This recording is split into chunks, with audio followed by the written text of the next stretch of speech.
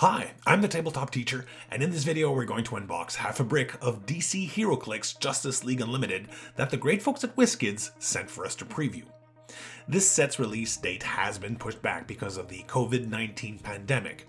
There's nothing like getting your own brick, of course, but I hope this video will give you guys a little something to tide you over in the meantime. Wish I could do more. I'm a little late to the unboxing party, and that's because the COVID-19 measures taken in Quebec have been really hard on the shop. I'm scrambling to convert the shop to an online store, but these things take an awful lot of time. Anyway, enough about the pandemic. Getting back to the Justice League Unlimited set, I'm a big DC fan, and there are so many characters I'm looking forward to in this set. Martian Manhunter, Red Tornado, The Question, and all the supervillains, of course. The team-up cards look especially interesting. Can't wait to see how many we get and what they offer. This is the announced rarity distribution in this set. Let's go for it! In the first booster, we pull a Star Lab Scientist, Wonder Woman, Jonah Hex, Sinestro, and a super rare Star Sapphire. We haven't seen Star Sapphire in a while in Heroclix form, and this sculpt is a major upgrade. I really like the shield effect around her. Nice touch. The Injustice League trait gives her a 1 in 6 chance to give an action token to an opposing character that's 100 points or less. Nothing about line of fire or range here. You roll a 6, you get to do that. If you have a few characters that have this trait on your team, like Sinestro, which we pulled in this booster, this can be devastating to your opponent's strategy with a little luck. It's definitely worth considering building an Injustice League themed team. Her Press the Advantage trait grants her Precision Strike when she attacks a single opposing character that has an action token, and she gets a +1 or a +2 to her attack if the target has 1 or 2 action tokens. She has Shape Change and the Mystic's team ability thanks to her special damage power, along with attack-oriented powers on her starting click. Thanks to the Injustice League team ability, she can remove an action token from herself when she hits an opposing character with an attack roll of 10, 11, or 12. It's the DC equivalent to the Brotherhood of Mutants trait. 70 points or 30 points, lots of possibilities. She will be a fun character to play for sure. In the second booster, we get Batman, a Star Lab Scientist, Uncommon Superman, Dr. Emil Hamilton, and a rare Static. We also got a Batman team-up card in this booster. This one grants Batman probability control against opposing range attacks as long as a friendly green arrow is on the map. The great thing about team-up cards is that you don't have to choose just one when building your team. You can replace your regular card with whatever team-up card best fits the game after revealing forces. To take advantage of that, you cannot have characters that share a name on your team. So consider every character unique when building your force and you'll be fine. I don't know how many there are, but I think team-up cards have just given us a better chance of getting something we didn't have in every booster. Static has the Boom Tomb travel trait, which grants a once per game 12-speed phasing teleport that removes an action token from Static after resolutions. It's not a free action, but that essentially means he can move, get an action token, pushes if that's his second action token, and then removes that token. He has traded Energy Shield Deflection as well as Force Blast.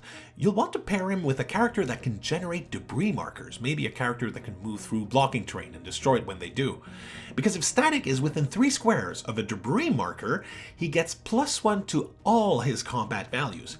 He doesn't need line of fire to that debris marker, by the way, but he doesn't have a special way to create them. His Chain Lightning special damage power is very good. Static can target 3 opposing characters with his range attack, so that means he modifies damage +3 when he attacks 3 opposing characters in relatively close range, 3 squares. And you even give a hit character an action token. Running Shot, Telekinesis, and all sorts of other good stuff. I like this guy. In the third booster, we find a Cadmus Lab Scientist, Jonah Hex, Aquaman, The Question, so glad I pulled him, he was my favorite character in the series, and a rare Speedy. The Justice League Unlimited trait is a leadership variant that allows you to remove an action token from another friendly character with the Justice League keyword, that's 100 points or less, on a roll of a 6, no adjacency, range, or line of fire required. Ooh, I love the Quantum Arrow trait that allows him to use Pulse Wave, but at a distance. He only has one of those arrows, so once per game, but that can be so handy. He starts with Leap Climb, Running Shot, Energy Explosion, and Energy Shield Deflection, lots of potential for 45 points. In the fourth booster, we pull a Star Lab Scientist, the Joker, Vixen, an uncommon version of Static, and a rare green arrow. Justice League Unlimited trait? Check. He has a great 12 attack to start with, but he modifies that +1 for each knocked out friendly character that shared a keyword with him, likely Justice League. He also modifies damage +3 if he's the last one standing.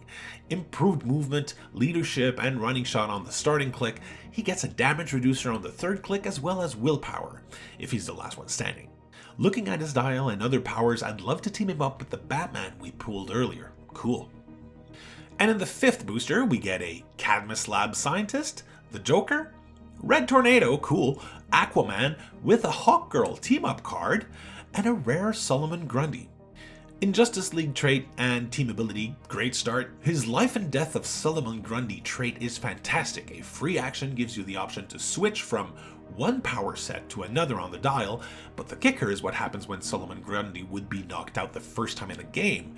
You can instead turn him to either of his first clicks, red or blue click number.